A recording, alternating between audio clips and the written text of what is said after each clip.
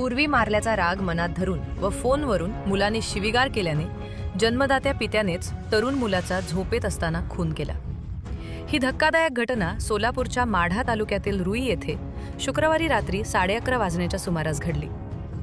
विश्वजित उर्फ पिलो राजेंद्र पतंगे वय 25 असे खून झालेल्या मुलाचे नाव आहे, तर खून केलेल्या बापाचं नाव राजेंद्र पतंगे असं आहे। टेंभुर्णी पोलिसांनी राजेंद्र पतंगे यास ताब्यात घेतलं असून या प्रकरणी गुन्हा दाखल करण्यात आला आहे। मिळालेल्या माहितीनुसार माढा तालुक्यातील मसोबा देवस्थान असलेल्या रुई गावामध्ये पतंगे कुटुंब राहत आहे। त्यांना थोडीफार शेती आहे।